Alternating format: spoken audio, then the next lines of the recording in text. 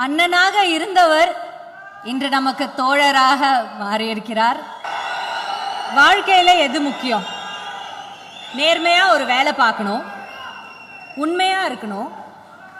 அந்த வேலையில கஷ்டப்பட்டு வேலை செஞ்சு உழைச்சா அதன் மூலமா பணம் கிடைக்கும், பேர் கிடைக்கும், புகழ் கிடைக்கும், இப்படி எல்லாமே கிடைக்கும்.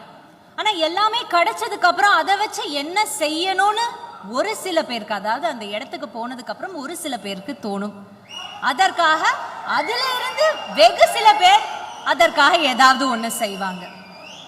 நம்ம அடுத்து கூப்பிட போற சீஃப் கெஸ்ட் ரொம்ப பிடித்த ஒரு அமெரிக்கன் பர்சனாலிட்டி சொல்லியிருந்தாரு, first you learn, first stage of your life you learn, second stage of your life you earn, third stage of your life you return. I think நம்மளுடைய முதல் சீஃப் கெஸ்ட் இந்த third stage of லைஃப்ல இருக்காரு. He's trying to return to us all the love we gave him. இந்த சமுதாயத்துக்காக நம்ம என்ன பண்ண முடியும், அவங்களுக்காக என்ன கொடுக்க முடியும், திரும்ப என்ன கொடுக்க முடியும் அப்படின்னு யோசிச்சு ஒரு கட்சி தொடங்குறாரு,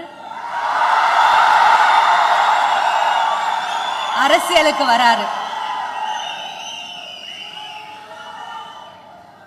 அவர் எப்பவுமே ஒரு குட்டி ஸ்டோரி சொல்லுவாரு, பட் அவருக்காக ஒரு குட்டி சர்ப்ரைஸ் வச்சிருக்கோம் சார். அண்ணனாக இருந்தவர் இன்று நமக்கு தோழராக மாறியிருக்கிறார். தோழரே, நீங்க என்னைக்கும் ஜெயிக்கணும்னு எங்களுடைய வாழ்த்துக்களோட மரியாதையோடு தமிழக வெற்றி கழகத்தின் தலைவருமான திரு விஜய் சார் அவர்களை மேடைக்கு அழைக்கிறேன்.